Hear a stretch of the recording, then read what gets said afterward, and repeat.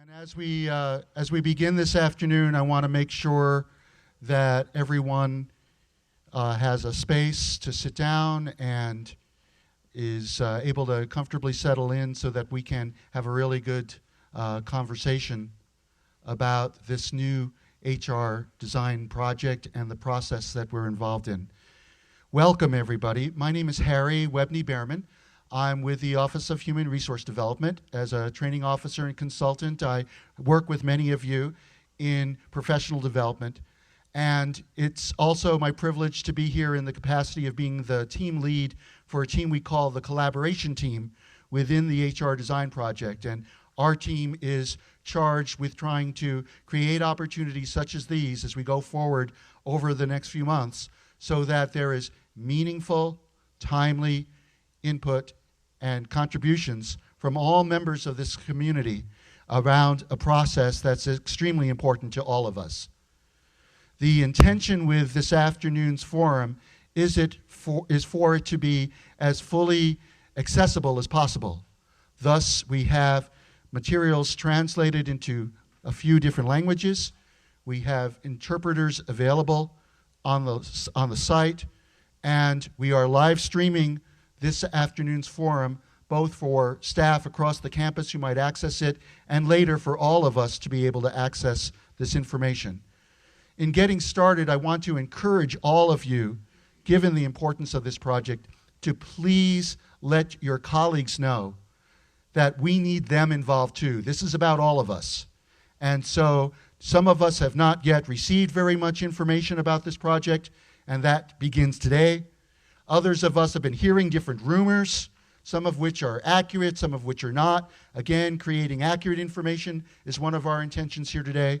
But for all of us to be able to be involved, both in this early phase where we're trying to provide some basic information about what's happening, and then as we move forward over the next few weeks into really testing ideas and key questions and very specifically getting into the different things that are emerging from the project, as that all happens, we really need to be all involved.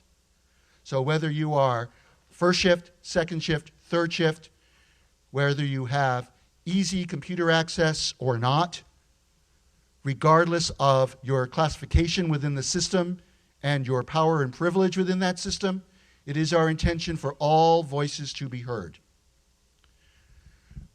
The format this afternoon is to begin with Vice Chancellor Bazell giving us an overview of what this project is about from his perspective as a core key decision maker on this project. Then Bob Lavinia, the director of the Office of Human Resources, being able to walk us through exactly how this project is structured and organized so that you all have good information. And then we will open it up for question and answer that will come in a couple of different forms. You may have noticed coming in that there are little index cards. If you did not get an index card, please indicate that, and we will make sure to get an index card to you. After you've heard information, you'll have questions. And if you have a question and you write it down on this card, we will collect those questions, and from up here, I will moderate questions and receive them. But in addition, we will ask people who are interested in doing so to speak from their seats, and we have a handheld mic that we'll be taking around to invite people to offer questions from their seats. In addition, you should see a sheet here that asks you for feedback and comments. We want, as I said earlier, to hear from everyone. So before you leave this afternoon, please indicate any comments that you have right now. If for whatever reason you'd prefer to send those in later, then that's my email address on there. Please send it to me, and we will channel that then to the appropriate people within the project so that those questions, those comments are received. This is a community, and it's the beginning of a series of community conversations. Towards that end, my invitation to you is to really think about how we're all in this together and how we need to be able to speak and listen with one another in a manner that really encourages us to understand what's going on, to express concerns, to identify any fears about this process, as well as to be able to say, these are things that you hope that can arise from this historic opportunity. So I ask that we try to approach this afternoon in a way that really encourages everybody to keep on talking with each other and not to feel like any of us are stifled or hesitant in our willingness to bring up concerns. With that, it's my privilege to introduce the Vice Chancellor for Administration, Daryl Bazell. Great. Can people hear me okay? Great. Well, good afternoon, and thanks for being here today and for your willingness to come here to learn a little bit and to share perspective as we continue our journey here to develop an HR system that meets our needs. I think, as all of us know, the opportunity to develop an HR system is a tremendous opportunity for the campus. We all remember the many discussions and proposals that were debated and discussed in the last budget process, right? Very wide-ranging. In my opinion, and perhaps the opinion of many, the opportunity to develop an HR system that specifically meets the needs of our institution perhaps was the prize that came out of that process. This is just an extraordinary, extraordinary opportunity in front of us here. To embark on this journey, we really want to make sure that the stage that we're in developing the system is done in a way that's extremely thoughtful. Why is that important? We're going to have to live this for a long time, right? Right? We better get it right. We need to make sure that we're engaging you every step of the way to make sure that what we design is really going to meet our needs in terms of the need to make sure that the system that we put forth, hopefully by July of 2013, is more efficient and equally important, more responsive to the needs of a major public research institution in ways that will serve the university, that will serve its employees, and serve the state and beyond, for many, many years to come.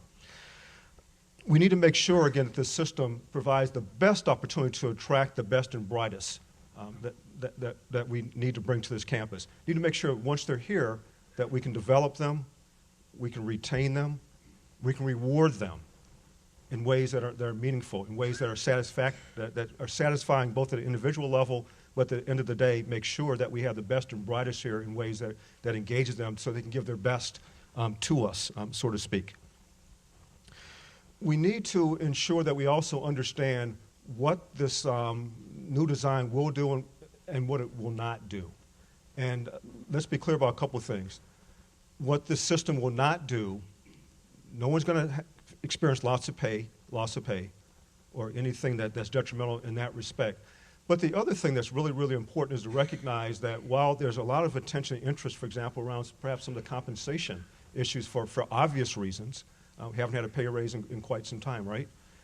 We can design a system that makes sense and creates the right opportunities, but of course, designing a system doesn't do what? Doesn't fund it, right? So we still need to work in a parallel pathway to make sure that as we create the tools we need to appropriately compensate our employees, that we can in fact deliver on that at some point in our not too distant future here. So it's something really, really important to remember.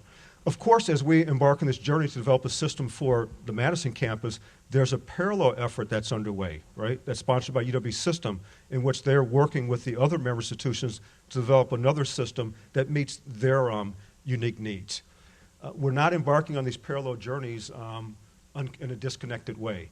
There's a University Personnel System Task Force that I co-chair with the Chancellor at UW-Platteville, and its specific purpose is to make sure that each party kind of knows what the other's doing in ways that leverage, in ways that can identify commonality. Because at the end of the day, we're still going to share the same technology, right? And we're still working on the same Board of Regents.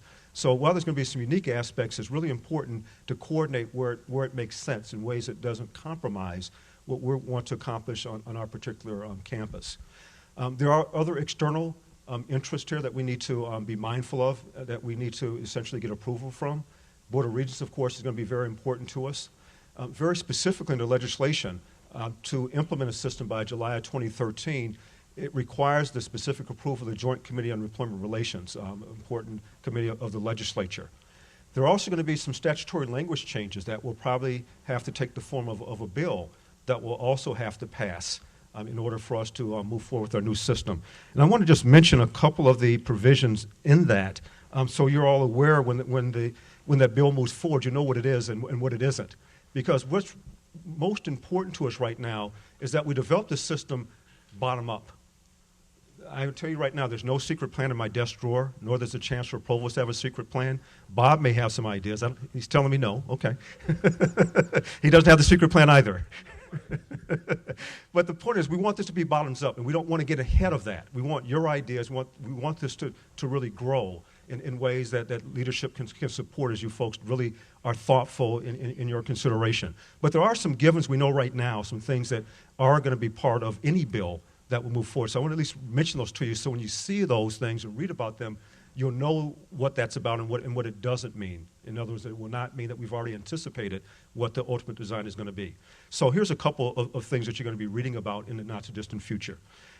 Right now, the ability to have discretionary merit pay, something we've long sought on this campus, isn't possible. We're anticipating that any design that we come up with will include an opportunity for merit pay.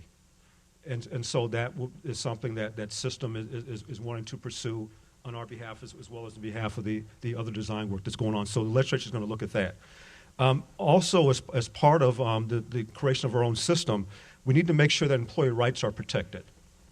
And so right now, those provisions reside in Chapter 230 of the statutes.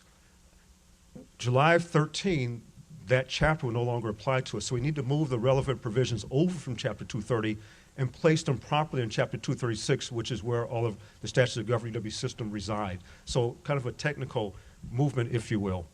Right now, the jurisdiction for labor relations resides with the Office of State Employment Relations. Once we have our own system, they will no longer govern us. We're presuming that the governing body for us will be the Board of Regents. And so we need to make sure that the language shows up in Chapter 36, that enabling language. There's also a couple other givens. We know that in the new system, we're still going to be part of the state retirement system. We're still going to be part of the state healthcare system. We need to make sure that the appropriate statutory language is there to ensure that we still can participate, particularly in the state retirement system. So those are some of the specific things you're going to see now. As we complete our design work, we'll add to that. We'll figure out what the statutory implications are, and we'll add to that package. I'll tell you a couple of other things that are going on very quickly. I had an opportunity to meet this morning with Representative Steve Nass, the chair of the Assembly Higher Education Committee. We briefed him on where we're at right now and talked to him about the need for legislation. Any legislation is going to have to go through his committee. Likewise, legislation would have to go through this on the Senate side, in the committee that's chaired by Senator Schultz. So we're going to brief him in the not-too-distant future. Next week, a couple other really important activities. I participate for this campus on a 17-member legislative task force that was created as part of the budget bill. One of the issues that they are going to be taking up is the personnel system. So we'll be presenting in front of them next week and providing a little bit of detail in terms of what we're doing. Of course, most of that discussion will be about process, right? We don't have recommendations yet. And so we'll explain to them how we're engaging the campus community to design our HR system. So that's on Wednesday of next week. On Thursday of next week, we'll have the opportunity to also talk to the Board of Regents about this. So I'll be presenting, Bob Lavinia, who will speak right after me, will be presenting, along with some members of the work teams. We'll be presenting directly to the Board of Regents and sharing with them the work that we've engaged in. So just a quick summary of some things to look out for on the horizon. Let me just close by just once again thanking you for being here, for engaging us, for adding your thoughts, which will really help us design a much better system. I also want to give some thanks to the many people who are actively working on the work teams. This is a lot of intensive work, and to have an opportunity to have a new system by July 13 is wonderful, but it requires a tremendous amount of work on the part of our Office of Human Resources, as well as the many other people who are volunteering their time and expertise to help us design the new system. So I really want to thank you for the extra effort you're putting into to really help the campus now and into the future. And so with that, I'm going to step out of the way and let you and turn this over to Bob Lavinia, our HR director, is going to kind of walk you through where we're at. Thank you, Darrell.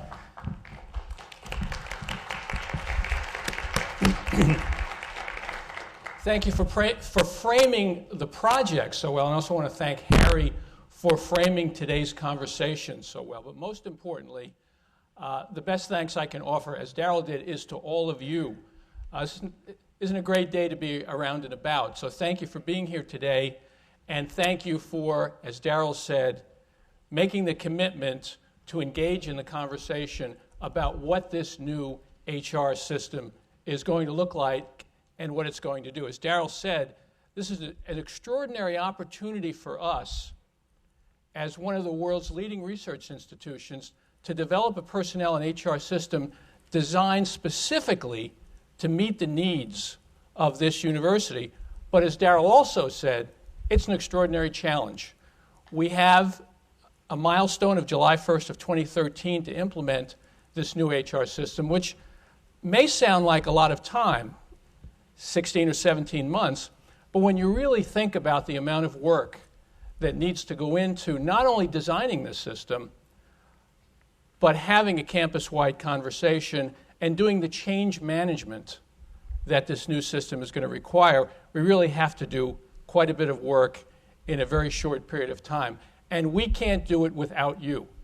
We need to continue to have this conversation. This is the beginning of that discussion, not the end. We will continue through the work of the engagement team, the communications team, the change management team. We will continue to reach out to the entire campus community to make sure that we understand what you think this new HR system ought to be and what it ought to accomplish. And this, as I mentioned, is the beginning of that process. So what I'm going to do over the next few minutes is give you an overview of how we have structured and organized the project, what our vision is for the new HR system, and then we will spend the bulk of the time beginning the engagement with you to discuss what your questions are, what your interests are in terms of how we should design this system. So let's get started. Could we turn the lights down a little bit so we can see the slides?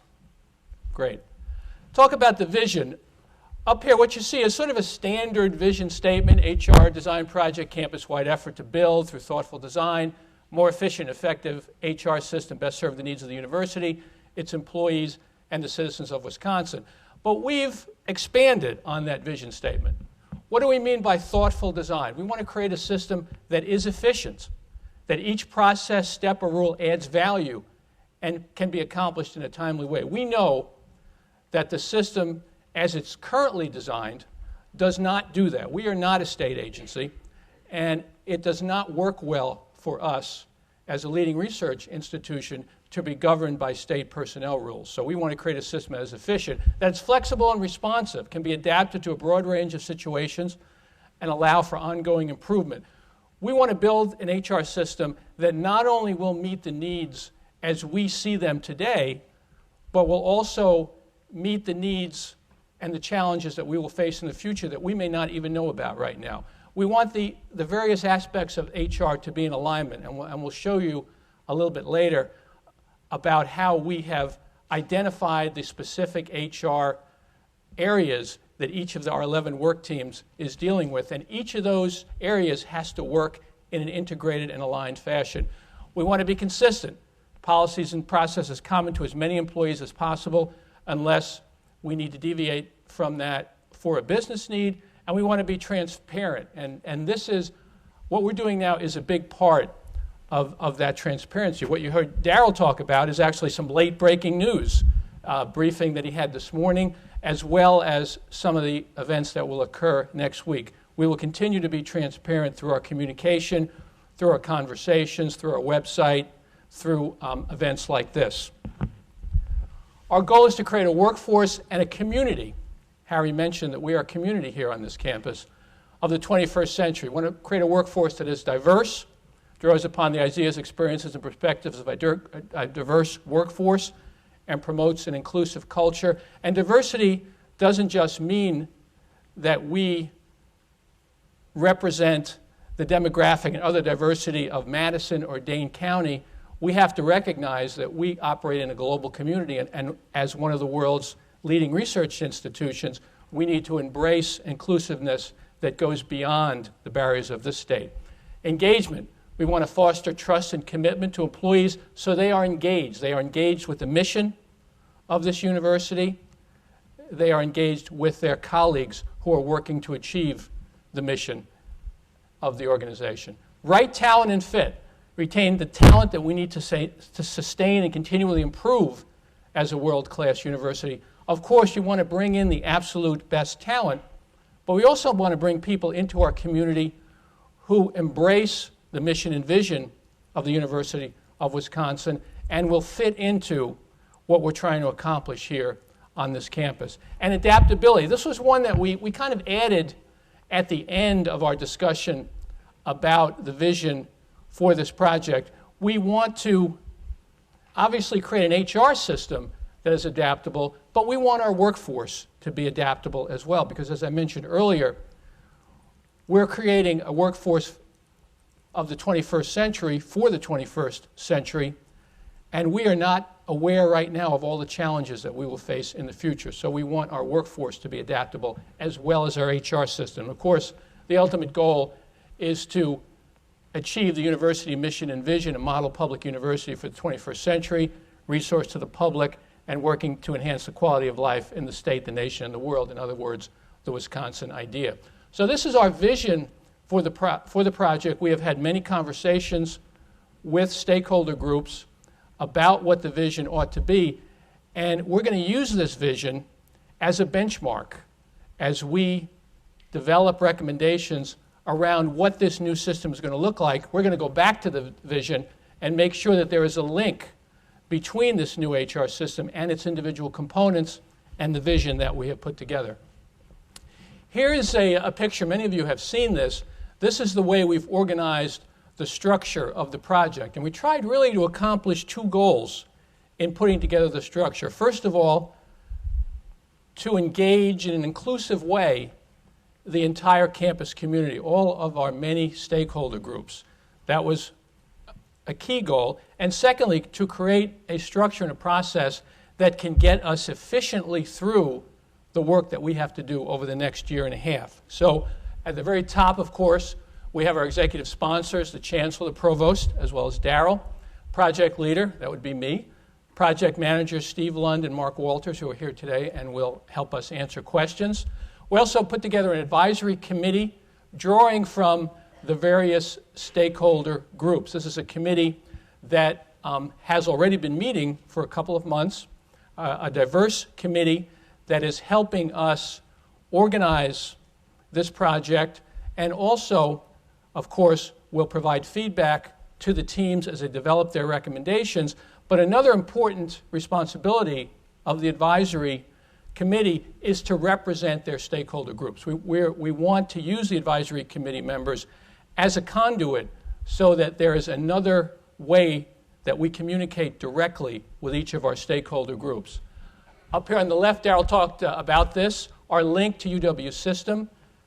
UW-System, as you know, is pursuing on a parallel track the development of a UW system-wide HR structure that we need to integrate our work with because we will continue to have strong connections with UW-System. So Daryl is serving on the task force and I am serving on the steering group. We meet regularly, weekly, with UW-System folks who are working on development of their system to make sure that we understand where the two systems need to be integrated and we can move forward in a cohesive way. Here you have the 11 work teams, and we'll show you in a moment what those work teams are. 7 of the work teams have been engaged for over 2 months now and are moving towards a moment in time when they will present their draft recommendations. We have 4 other teams that started in January that are beginning to address the issues, and I'll show you in a moment the 7 initial teams and the 4 in the second phase. We also have project coordinator, Mike Fay, who is helping us organize the project. And we have these 3 teams: communications, change management, training, and collaboration. What you're engaged in today is a product of the collaboration team. These teams are working very closely right from the start of this project because, as I mentioned earlier, a key aspect of the project is the technical design of the system, But just as important, and perhaps even more important, is the communication and the change management process. So these teams are working very hard to make sure that we're communicating early and often, and that we are thinking about change management early in the process, not later in the process. And then we have our Huron consulting group colleagues who are helping us with things like benchmarking and working directly with the teams to help provide them with the information they need to do their work. And we're also bringing in technical and subject matter experts in some of the more complex areas like compensation.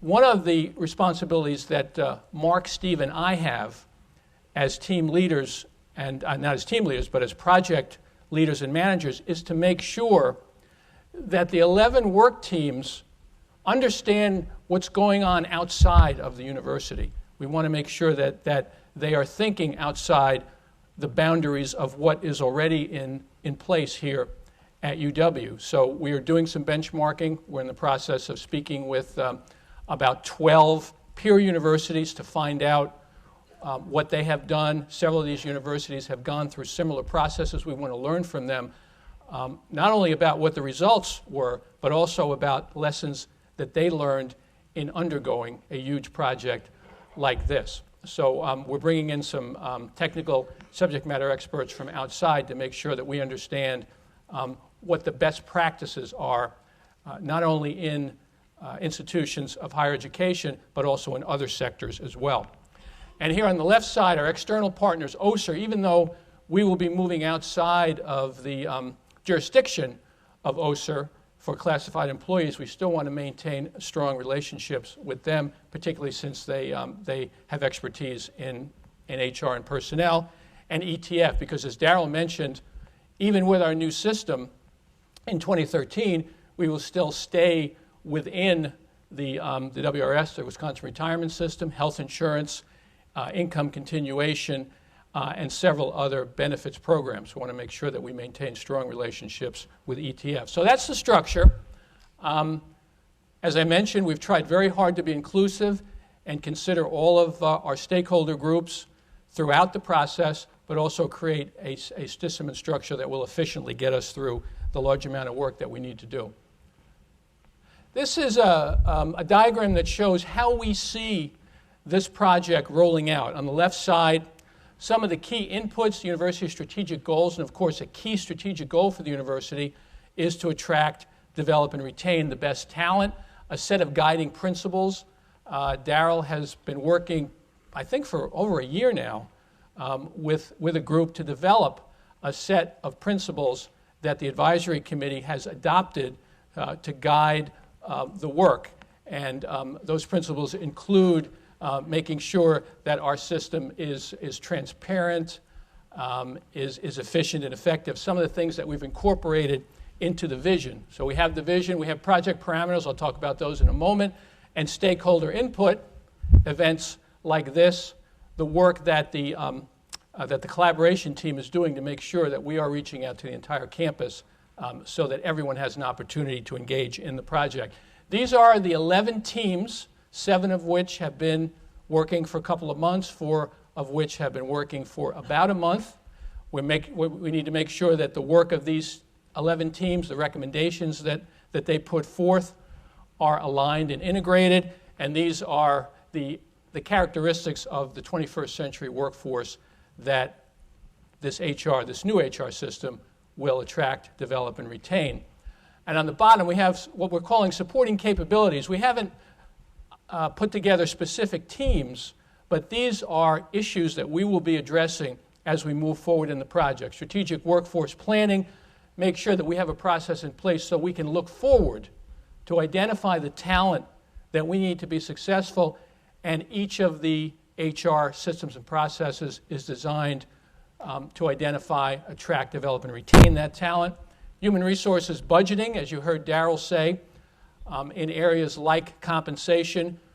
Our goal is to create a more flexible compensation system, but this project is not going to fund that system. So we need to talk to the folks in budgeting to discuss those issues. HR governance, the extent to which personnel activities are done centrally by OHR or in the individual work units, the extent to which they are decentralized to the operating level so that line managers, supervisors, and staff members have the authority they need to make sure that we have the right people with the right skills in the right places at the right times.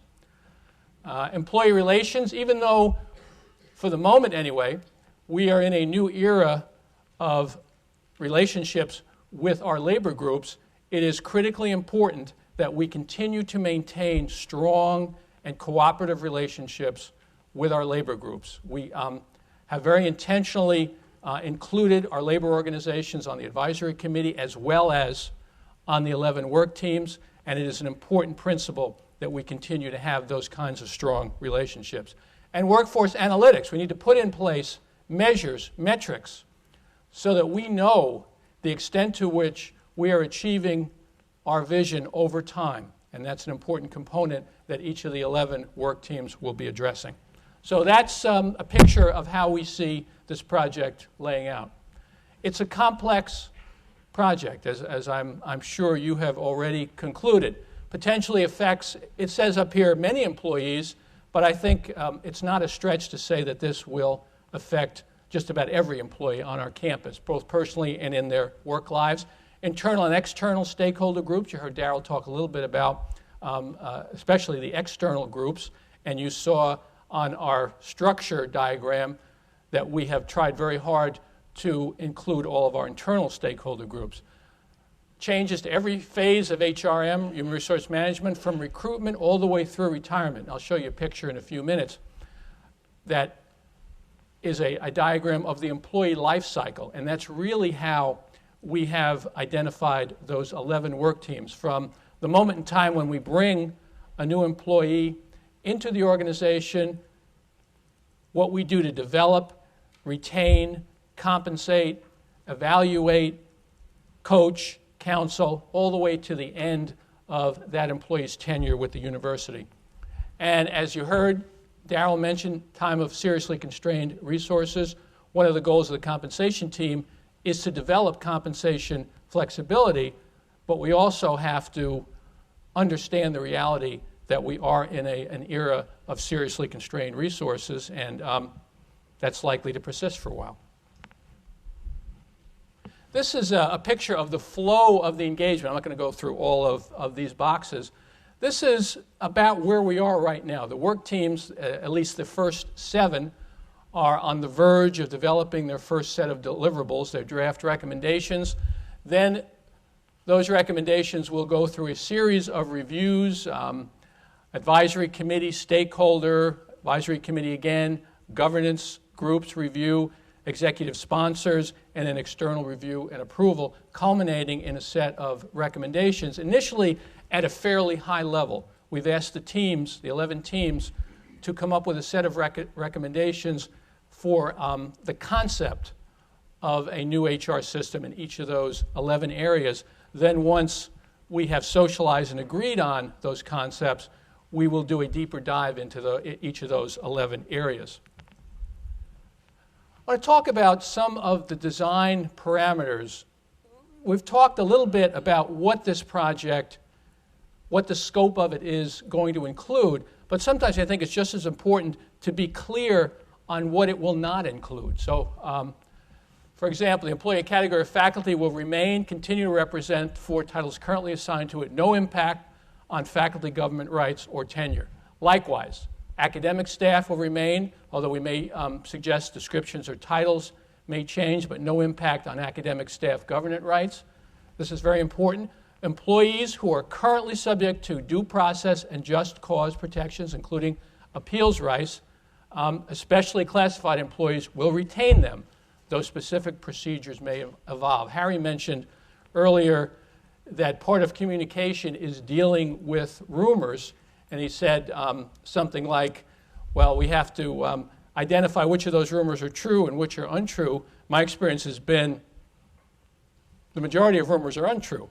And we've had several rumors about these 3 parameters, so it's very important that we be clear about what is within the scope of this project and what is not within the scope of this project. So these 3 parameters are critically important for everyone to understand. Student employee categories are within the scope of the project. As Darryl said, we'll still participate in the key state administered benefits programs, although we do have some authority and flexibility to create UW-Madison specific benefits programs, and that's why we have a benefits team that is analyzing what we might do. These 4 benefits programs will remain, UW will remain part of the state-run system. Individual, as Darrell said, individual base pay for current employees will not decrease as a result of the new HR structure. Individual base pay will not decrease as a result of the new HR structure, another critically important issue for people to understand.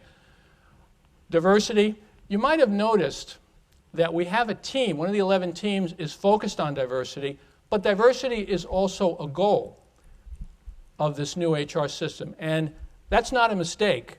We did that very intentionally. We think it's critically important that we have a team that's focusing on diversity, but we also have identified that as a goal of this process. And we've asked the diversity team, in addition to addressing diversity issues internally within that team, to work with the other 10 teams to make sure that where it's appropriate, each of those other 10 teams is addressing diversity issues. So a critically important parameter.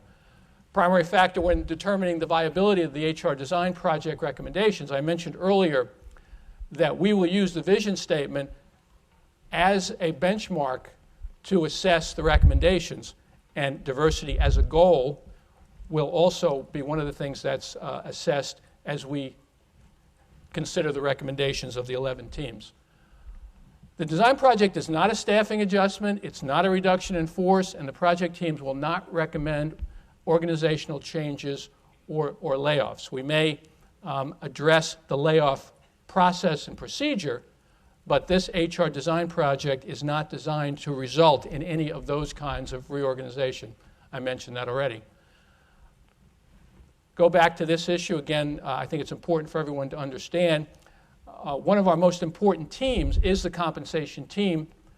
They have been working very hard over the last couple of months to identify and address compensation issues and come up with ways that we can introduce more compensation flexibility here on this campus, but that in and of itself will not fund additional compensation adjustments. That's going to be a separate conversation.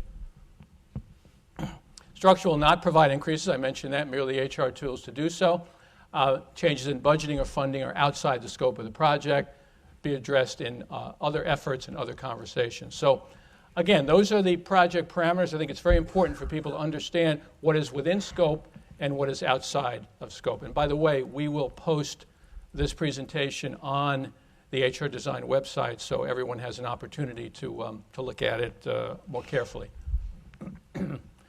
I mentioned earlier that we're asking the work teams to focus on, initially anyway, putting together the conceptual design of this new HR system. So we have done a lot of work, including with the Advisory Committee on Strategy, Mission, Vision, and Values. The work teams are focusing on priority, structure, and policies, and then eventually processes, procedures, and tools will be addressed. But we want to, this spring, identify at a conceptual basis what we think this new HR system ought to look like. I mentioned that we've divided the work teams into 2 phases. Here you see how they are divided, all 11. We kicked the first 7 off right before the holidays, and they really got started after the new year and have been at it for a couple of months. Phase 2 started in January and will go through the spring. The first set of deliverables for the Phase 1 groups will be draft recommendations at the end of March, and then we will have the conversation after that with the entire campus community about those recommendations. So here are some themes that the work teams are addressing, some of the key issues and some of the potential ways that the teams are thinking about addressing these issues. Employee categories, a lot of discussion about how the current set of employee categories create a sense of hierarchy, this caste system. the employee categories team has spent a lot of time. This is actually the first team we kicked off because we knew it would be so important, talking about how to address this perception of hierarchy and a caste system. They're talking about a job families approach, one way to de-emphasize this hierarchy and caste system. So this is certainly a work in progress, but these are some of the issues that team is dealing with. Titles. We have, about 1,600 job titles across this campus. That may be a few too many. I don't know. But 1,600 sounds like a lot. We don't use them all, but it may be a few too many, particularly since some of our job titles have, I think, one incumbent. And there is a trend in the rest of the world to try to reduce the number of job titles and make the titling system more understandable and more flexible. So these are some of the ways that the job title group is taking a look at our current system and how it might be changed, how it might be simplified, how it might be more understandable. Compensation. We talk quite a bit about compensation right now, the limitations that we currently have to link compensation to performance.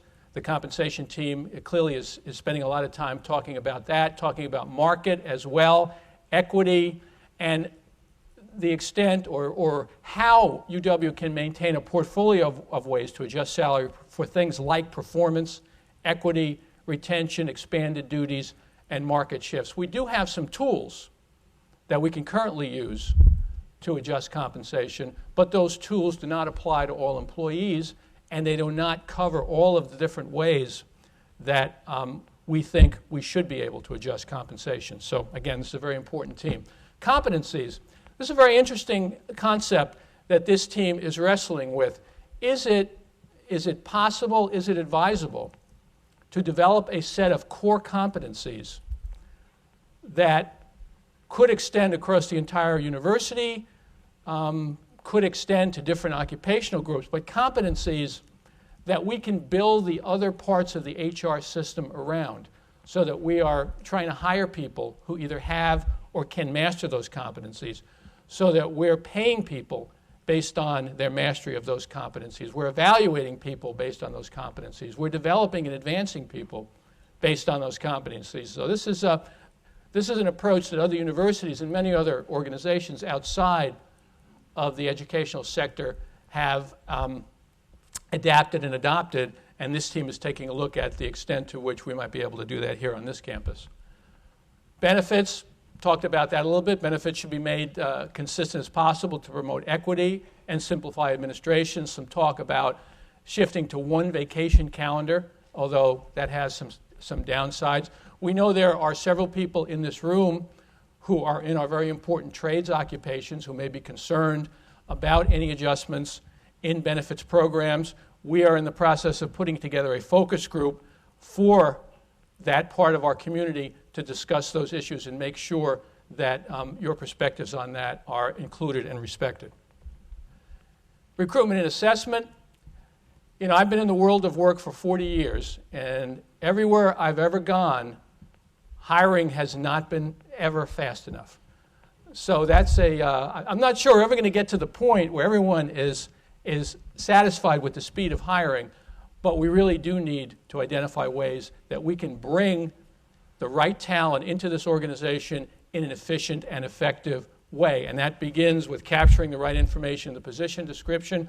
This group is also taking a look at internal transfer mechanisms.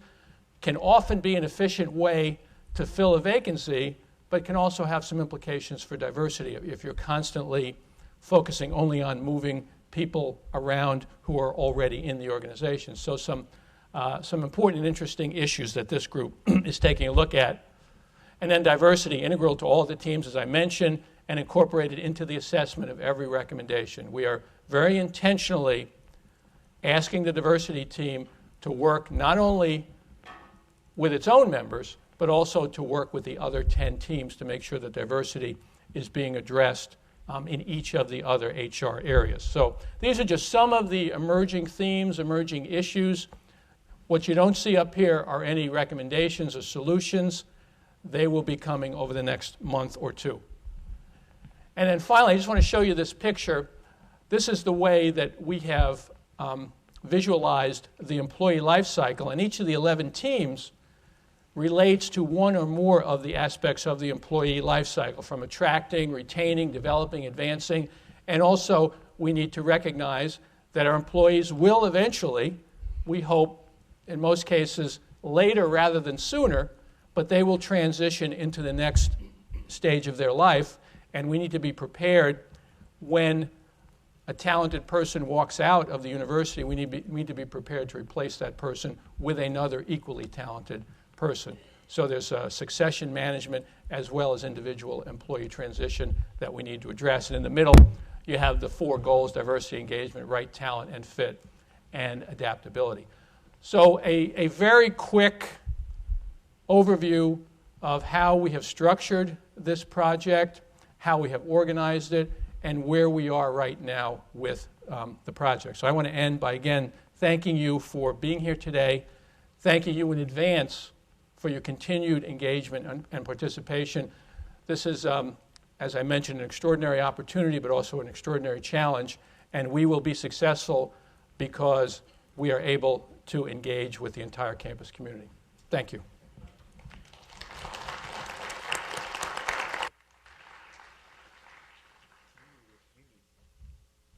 Is this on now? Were you hearing me? Yes? Okay, wonderful. So, we wanted to make sure that we provided you with an overview of information, hopefully not in a manner that was too much information, but really enough to give you a broad sense of how things are organized, why they're organized this way, the intentions of the project, and where we are in the process. Where we are right now, as was just described, is with work teams that have been working for the last several weeks to figure out, just get their hands around all the different kinds of issues. What is it that we have in the current state of how the university is organized, and what do we want in the future so that we create a system that really serves all of us? What was alluded to as well is that we have many members of the staff in the campus community participating in these work teams, and they represent us. While not a perfect diagonal slice of all of us, they do represent the diverse perspectives that do exist on this campus, the diverse work categories that exist on this campus, and we're really trying to make sure that as these teams are going forward, that they're hearing from those that are not represented on those teams, so that we're really able to have, as the result, a product that reflects all of us. As I mentioned at the beginning, you have white index cards that have been passed out as one way that you can bring forward questions. Several members of the collaboration team are going around the room to be able to collect those, and then we'll bring those forward so that I can ask those questions as well as questions that come from the floor. In addition, Greg over there has a microphone, a handheld mic, so that he's able to go to any of you who would like to ask a question from the floor. I'm going to start with one that I've already received. Yes. Oh, yeah, come on up. Sorry, Mark, Steve, Bob. Gives me a chance to put on my glasses. Yeah, okay. So here's a question that's already come in. It's a sense that, actually it's less of a question, it's more of a comment, pair of comments. Promotion should be given without competition from outside the UW system, is an opinion that's being offered here. And overtime needs to be given for pay cycles, including mandatory holiday pay. This benefit was just removed, and it isn't fair. So I know that relates to particular categories of employees, and just any takes on either of these. Well, I'm Mark Walters, and I guess I just wanted to mention that as far as the compensation team is going to be looking at a variety of things, all the things in regard to compensation. I know that issue as far as the overtime, where overtime has been changed with the new compensation plan that's been put in place by the state. I get that question a lot in regard to how that calculation has changed. And so we're going to need to certainly look at that as far as our new compensation structure, keeping in mind that the way we were calculating overtime before was different than how the Fair Labor Standards Act indicates that we need to that by law as far as how we calculate overtime. But certainly that is an area that will be reviewed. That is getting a little more into the detail than what initially the work teams will be addressing, but it's certainly an area that will be reviewed very thoroughly as we move forward, as we look at the real details of what needs to go forward. And just to note, too, this particular question about overtime has come up in a few places already. So it's definitely a concern that's out there. And while it may be a level of detail that's greater than what will initially be getting addressed, it will have to be addressed as we go forward. I'm going to ask another one here. Does the UW have any input to our pension plan? And who has the major control for what direction it will go? Hi, I'm Steve Lund from the Academic Personnel Office. The answer is no. We have no control over the pension plan. That is a state plan. It's in state statutes, and it is administered by the Department of Employee Trust Funds. So while when there are proposed changes to it, we try to influence the direction of the changes to meet the needs of our employees. We do not have control over it. I don't think it's any secret that Representative Nass isn't the biggest cheerleader of UW-Madison.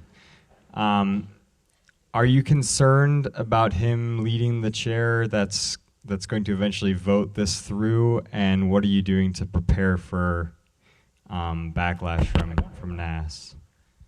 Well, I don't think any of us want to speak for Representative Nass, but you heard Darrell say that he and UW system folks met with the representative this morning, so I think the strategy is to make sure that we're communicating early and often with key stakeholders, both internally and externally, including members of the Joint Committee on Employment Relations and Representative Nass. So I'm anxious to hear as well how the conversation went this morning, but I think it's significant that is something that we in UW System did together and we did early in the process. Thanks for the question. So I'm going to read another one here. And while it's a specific question that relates to a specific department, I think the concern that's being expressed is a broader concern. The grounds department is small and at a low salary. Lot 59 is always half full, but to park, we must pay a large percentage of our paycheck. Is it possible to provide parking or discount the price for us? This is an issue that has been prevalent on campus for certainly many years as far as the cost of parking and these types of things, and certainly realize for employees that don't make as much as other employees, it's even more of an issue. Certainly, as far as the benefits work team, that's one of the areas that has been identified as far as to look at. And as well, the compensation, that plays into the compensation aspects. And so it definitely has been identified as something that we need to review and we need to figure out as far as possible strategies.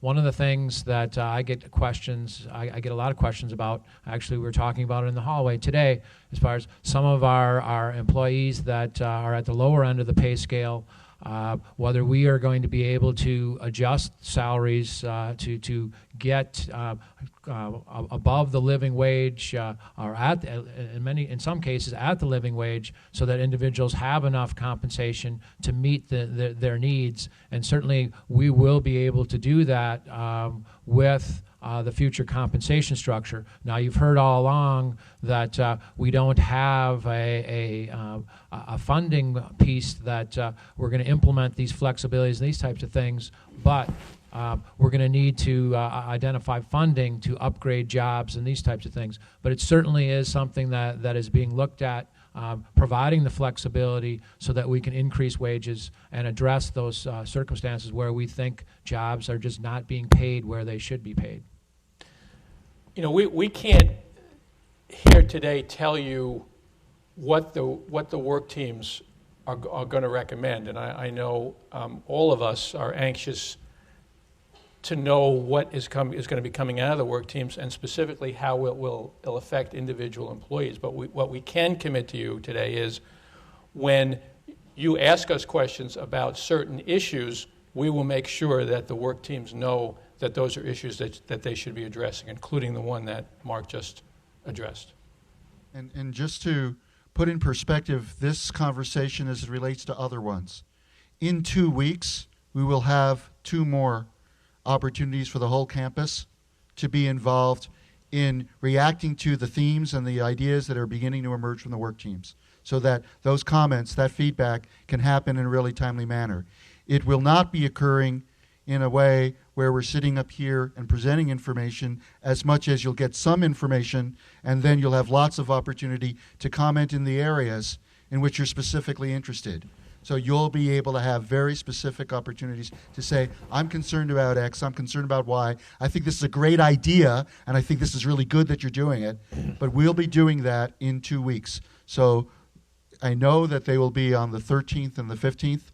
I know that the session on the 13th will be at Union South, and I know that we're still identifying a space for the 15th, but we will be communicating those.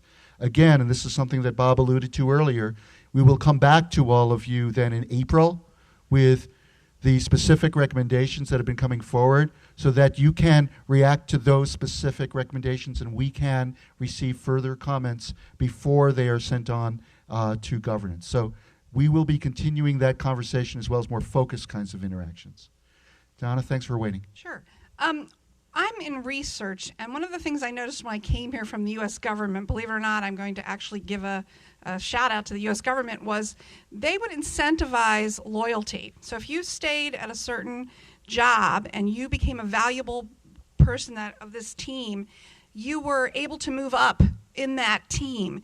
When I came here, I noticed that there really weren't very many incentives to stay in the same position or with the same team. You actually were always better off moving to get more development, more compensation, more, and I'm not just saying compensation, but any other kind of incentives. Is that one of the things the work group is looking at as far as how do you reward people who do a superlative job in the job they're in, and we want to keep them and retain them in that area? The compensation team has been looking at that extensively. The whole idea of performance-based pay, providing that flexibility to be able to provide increases based on that.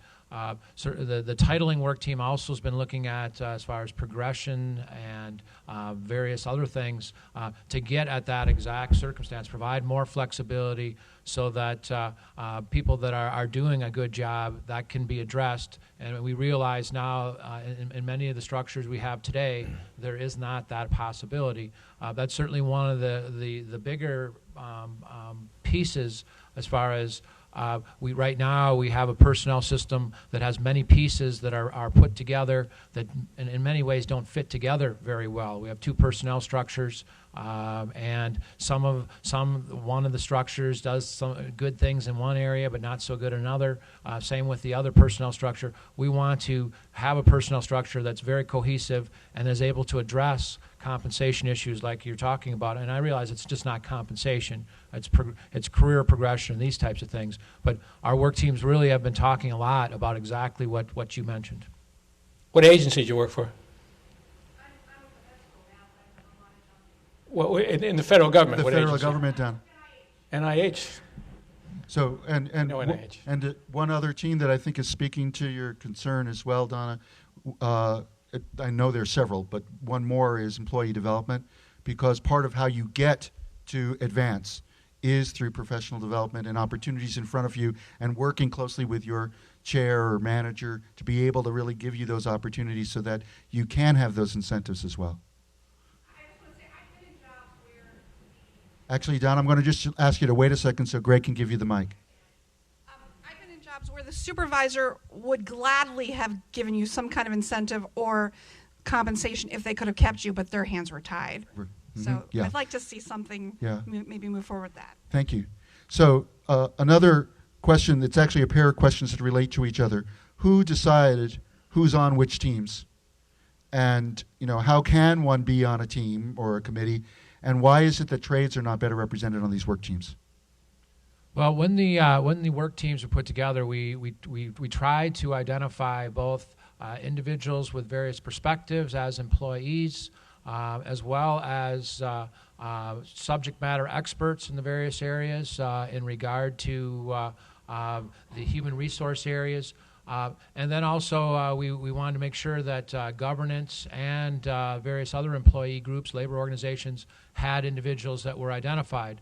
Each work team is only about 9 or 10 individuals, and so we couldn't include everyone on the work teams. But as indicated through these discussions, as well as a lot of other discussions, meetings and forums like this, and individual focus groups at the trades, we're going to be having focus groups to talk about the various issues.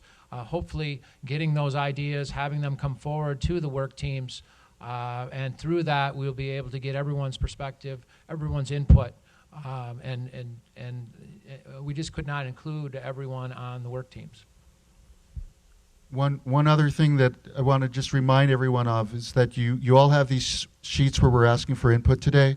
Please, before you leave, either turn those in or take them with you and make sure that you're contributing ideas, and contribute them directly and contribute them often, so that we're really able to understand what you're doing, and encourage others that you work with to get involved in contributing ideas. Just along the lines of who's involved here, another question that's come up is related to the representation of people of color, women involved in this project. That there's a noticing that except for Daryl, in terms of the leadership, we have white males up front. And there's a question right? about that. So just to speak to that involvement. Well, I mean, we are who we are. I was asked to lead this project, and given that Mark and Steve are responsible for academic or classified and academic personnel, it seemed natural that the three of us would serve as project leaders and project managers. We have, however, in putting together the work teams and also in creating the vision for the project, tried to be as diverse and inclusive as possible. And I tried to emphasize through my remarks that not only is diversity one of the teams, but that's also a very explicit and specific goal that we're trying to achieve, and we will be measuring our performance and our success. Greg, you have one? My question has to do with how people are promoted on campus. When I was trying to get a reclass, it was based on level of complexity in one specific area. And this is fine if, say, for example, all you do is HR, and you work in HR, and you climb up through HR with more and more complexity. A lot of us work in small departments, which are kind of out on the borders, and you do a variety of jobs so that instead of having, a level of complexity, you have a breadth of complexity. And on this campus, there's no recognition of competence in multiple areas. So would your new system have more flexibility in ways of recognizing competence as opposed to just, specialists? Thank you for that question. Well, certainly those are areas that are being discussed with the work teams, realizing that the processes that you identify, that's a process that's evolved over the years as part of state government, the whole reclassification process. And we don't have a whole lot of control right now as far as how we put together the classification structures and the reclassification concept and those types of things. As I think everyone in this room realizes, the last year and a half or so, the state has been in somewhat of has been in somewhat of a crisis as far as all the things that have been happening.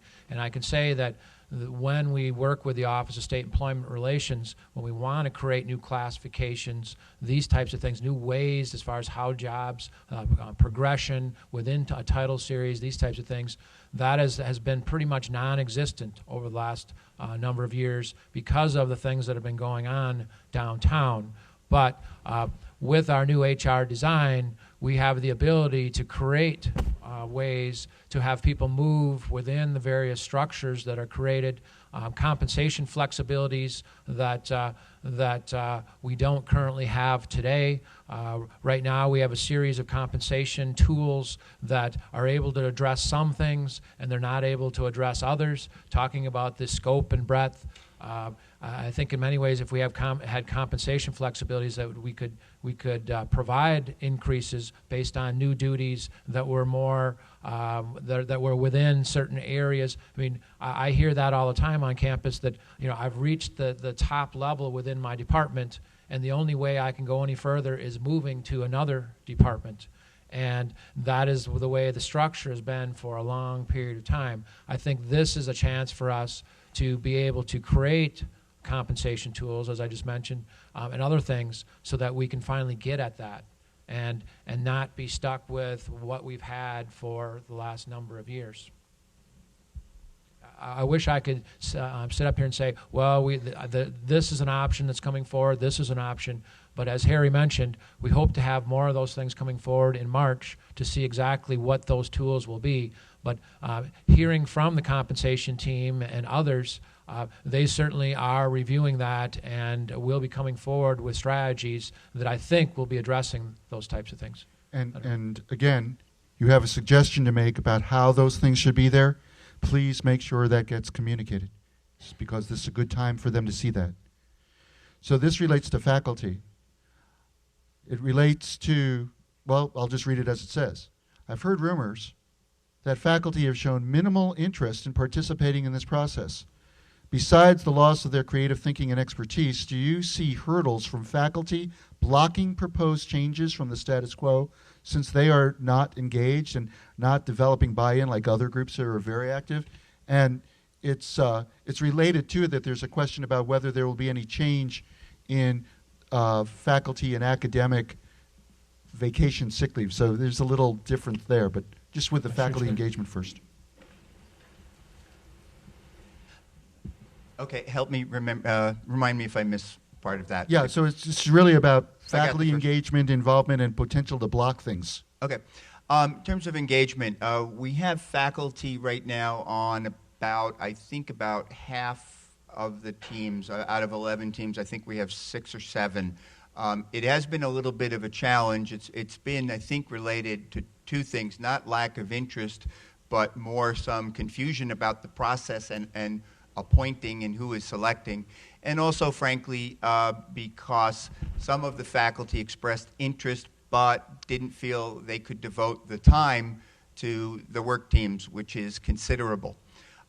The University Committee, which is the executive committee of the Faculty Senate, is very interested and very engaged in it. So I don't think we're doing this without, we're not doing this without faculty involvement. Probably like almost all other employee groups, classified and grad assistants and academic staff, you know, the vast majority of faculty aren't as involved or interested yet as you are. That will come later. I do not see faculty blocking this at any point. Again, we are engaging, we're talking with the university committee all the time about the project. I think in terms of will it affect the faculty, yes. Will faculty titles change? No. There are only 4 faculty titles: instructor, assistant professor, associate professor, and professor, and those are not going to change. However, compensation, benefits can affect them, recruitment and assessment, definitely. So some faculty may not even realize yet where it will affect them, but it will. The vacation and sick leave for academic staff, Yes, that could change. I think one of the things in the vision statement, we'd like things to be as consistent as possible. Everything can't be exactly the same, but it's kind of strange that we have different sick leave and vacation rules for classified than for academic staff and faculty. So the Benefits Committee is looking at that. What they're going to recommend, I don't know, frankly. I also want to mention that we have very active and enthusiastic representation by faculty on the advisory committee. Yeah. And that's another important aspect of this project. And then here with the concern comes an opportunity. You work with faculty, you work with chairs, you work with departments. The more they understand that their lab, their department, their center, their research, everything, that it has impacts that come from this project and all the staff that are involved in those projects, the more they understand that from all of us, the more likely we will get them engaged in the process. This question relates to what's going to happen when the project's completed. So once the project's completed in July 2013, will it automatically be accepted by the state, or might this process have to be repeated? In a worst case scenario, could the project be rejected by the state? I think I just broke my microphone. Nevertheless, we have people who can fix it. Yeah. We do need, as Darrell mentioned, we do need approval of the Joint Committee on Employment Relations. So there is that aspect of approval. Now, as far as what's going to happen after July 1st of 2013, we will still be subject to state statutes, even though we will have our own HR system, and Darrell mentioned that there will have to be a piece of legislation enacted in order to implement some of the provisions of our new flexibility. But as of July 1st, 2013, we will have our own HR system operating under a separate set of rules. But if the legislature passes any laws after 2013 that apply to us, we're still subject to those pieces of legislation. And then just along those lines too, and this might be more of a Mark question, will Chapter 230 rules be moved over to Chapter 236 without review? Or is there an opportunity to alter the rules that are implemented in Chapter 236? Well, first of all, it's moving the aspects of Chapter 230 to Chapter 36, which is the chapter that covers the university as far as the current personnel system. And as that goes forward, you heard from both Darrell and Bob that there are certain areas that we know have to be moved over, certain statutory changes that have to occur for us to be able to implement the new personnel system. But as we go forward with our HR structure and the recommendations, we're going to need to identify, okay, based on what is coming forward and what is approved by the campus community and our executive sponsors, there will be things that will be identified of statutory changes and these types of things. And you heard, as far as the project vision, that transparency in regard to seeing those various things, that there will be the ability to provide feedback and input on those things. I mean, what we want to make sure comes from Chapter 230, the whole areas of, you heard about due process and just cause. The legislation does mention that our new HR structure, our new personnel structure, needs to be a civil service system. And a lot of people get confused with that when they hear the term civil service. Right today, it means classified civil service. But in reality, Chapter 36, the unclassified area, that's also a civil service, which requires certain things, as I just mentioned, just cause and due process, as well as a merit-based system that people get selected or hired based on their qualifications, not their affiliations. And so certainly as we move through and figure out, all right, what do we need to move as far as Chapter 230 to Chapter 36, we're going to have to identify the various things that will reside in statute, and there are going to be things that are going to reside in policy and board of regent policy and these types of things. And all those things need to be developed as we see the recommendations come forward, as those recommendations are vetted with the campus community, with our stakeholders, and the ultimate decision as far as our executive sponsors. And those will be out there for people to provide input as we move through that process. You have one, Greg? No? Okay, so here, these are 3 questions that all relate to a similar topic, seniority. And basically, they're all wondering in various ways, where do you see seniority going in the future? And will it matter, or will it not be a benefit? And as it relates then to opportunities to get pay raises. Well, as far as seniority, that is an issue that that was put forward by the Badger Working Group as far as an area that the work team should be looking at to figure out, all right, where does seniority fit as far as recommendations, these types of things. And so they are looking at that in a variety of the work teams to figure out, all right, is there a direction that they should be going, their recommendations based on a seniority-driven type process. And I certainly realize that that we're at the point right now of transitioning from our collective bargaining provisions, where there are a lot of things in the labor agreements that were, as far as decision making, was based on seniority. Realizing that has been a very sensitive area as we're transitioning from the collective bargaining provisions to our own campus policies and procedures. But when we get to July of 2013, recommendations will be coming forward, and that the seniority issue will be addressed. I can't say right now which direction the work teams are going in regard to seniority, but they certainly are looking at it, and they certainly will be making recommendations that will be related to seniority. I have a couple of questions that are related to one another, related to this project and what makes it different or similar from what other large public universities have taken on. So what makes it different from every other HR systems implementation in a large environment? The person says, it seems that this wheel may already have been invented. Have you looked at all at how other state universities have undertaken the same kind of effort? And then the other question that's related to it is, when we're talking to the other schools, are we only talking to other HR people, or are we talking to people who have been affected by those changes? A couple of questions in there. We, in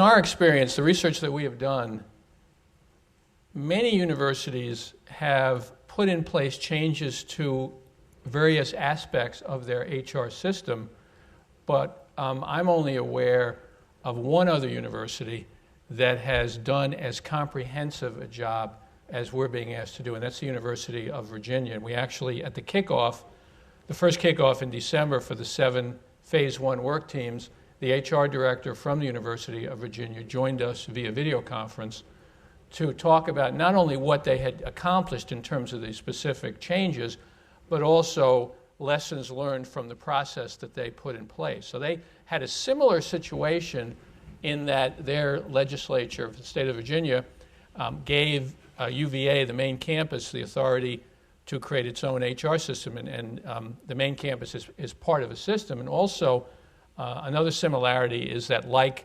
UW-Madison, UVA is considered to be one of the premier public universities in the country. So there are a lot of parallels, and that was very useful for us.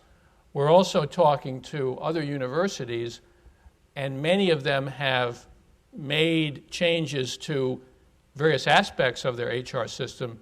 Many have made changes to the classification and compensation system, but we're not aware, other than UVA, of any large university systems that have done it in a way that we have. So the wheel may have been invented, but not a whole lot of wheels have been invented. And then the other aspect of the question related to who we're talking to, Yeah. are we? Yeah, you know, that question has come up before. We are starting with the HR folks because we've got a lot of ground to cover in a very short period of time, and we're asking these universities to really devote a significant amount of time and resources to us. We're having conversations with multiple people, right? I know Mark and Steve have been involved in these conversations. Yeah, as a matter of fact, I was today. I was on the phone for about 2 hours with Iowa just on one aspect of what they've gone forward with as far as their classification and compensation redesign, and I have another 4 or 5 discussions with that same institution. I know Steve has some institutions that he's talking with, and then we also have others that are talking to, I believe, at this point, about 12 institutions across the country to get information.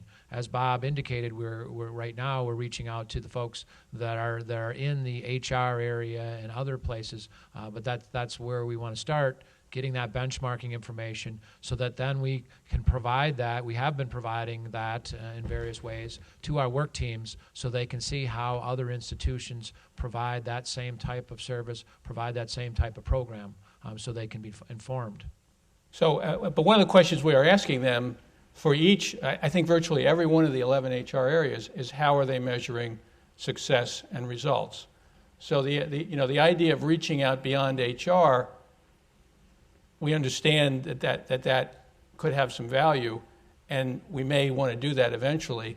But in terms of our logistical ability to do that right now, other than really expanding the scope of this project, we're starting with the HR folks to get a general sense of what they've done and what the results have been. So, as we move down to these last few minutes, we have a question from the floor. Great, thank you, Greg. Would the university ever consider, as part of merit, allowing people to use time to take classes in the field that they work in?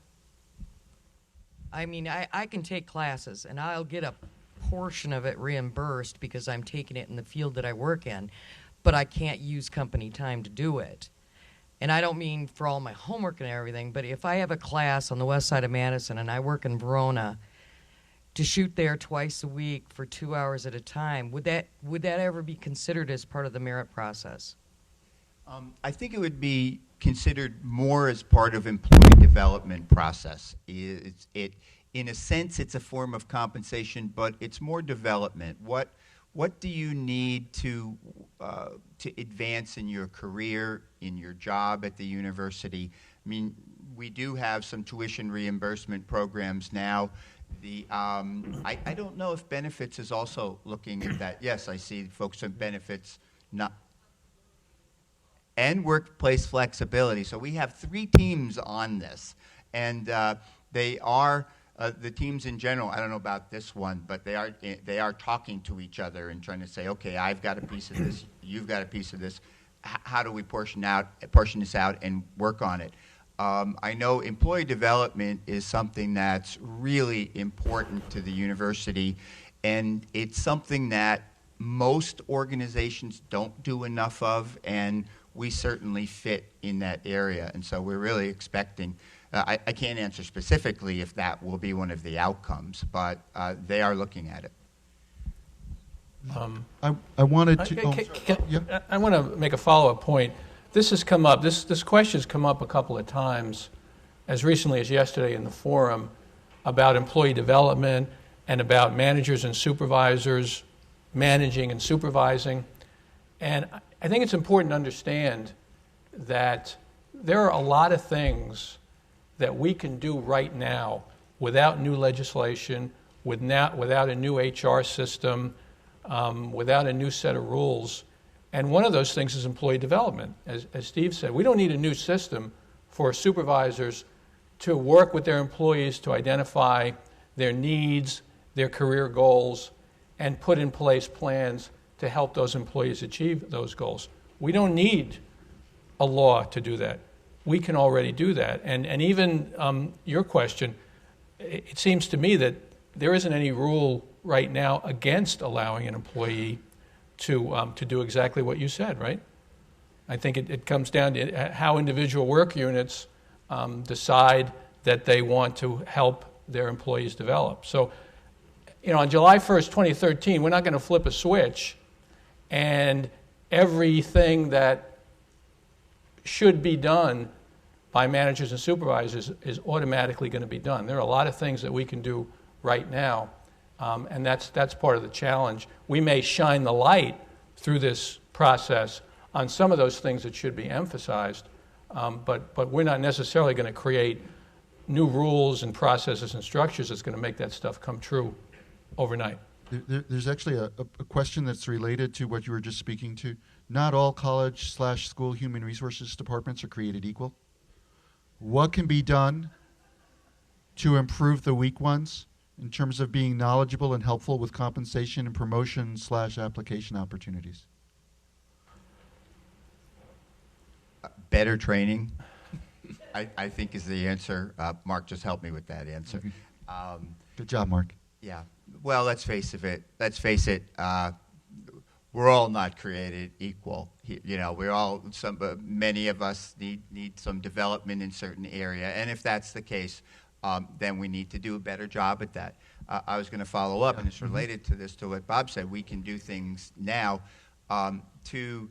To the chancellor and the provost, and to Daryl's credit, in designing this new HR system, they could have said, let's just look at the things we really have to do. But instead, they said, let's look at everything we do, including the things we can do now and can do better now, and this is an opportunity to really study those. And so all of these areas are, we don't do everything perfect and perfectly. And so we're hoping to, as Bob said, shine the light on those, identify them, and do them better. And all the things they're talking about fit into that category. I guess I'd also like to say that trying to build more accountability into what we do as well. So if people are provided with the training and they're provided with the new structures that we'll be operating in, it'll be the expectation that they'll be held accountable for making sure that those things are done correctly and done appropriately. And so I think in many areas, or I should say, not in some areas, people aren't held accountable for some of the things that are occurring, and we do need to address that as well. As I come to the last question that we have time for, I want to acknowledge that we have several more, and that all of those will be written up and then given to Mark and Steve and Bob and others who can answer them, and then those answers will be posted on the project website. We will answer all of those questions. We have a climate question here, and it's the climate of classified versus academic personnel and how it might be changed or affected by this project. Any thoughts about that as we close this forum? Well, that issue certainly comes up a lot. I've been on campus for many years, and it's been an issue since I've been here as far as the campus climate. And I think in many ways our current structure contributes to the climate in regard to classified, unclassified, and how we don't have consistency in many ways in a variety of the areas. I really do believe that we develop a cohesive personnel structure, and there's been discussion of getting rid of the terms classified and unclassified. I think we have that opportunity to do that, and that will contribute to changing the climate in regard to that. I'm not saying that the structure is completely the reason why we have the various climate issues we have, but I think that it does contribute, and we have the ability to change that. And I think in many ways that will happen when we implement our new HR structure. So Well said. we understand that you are really busy, and for you to take an hour and a half, practically speaking, to get over here 2 hours out of your afternoon in order to participate and to listen and to bring these questions forward, that's a big contribution of your time. We thank you very much for participating this afternoon. We invite you to continue doing so in all the different modes that we are trying to put together for that, as well as to encourage us to create new modes so that we can really have full input and participation in this project going forward. Thank you very much.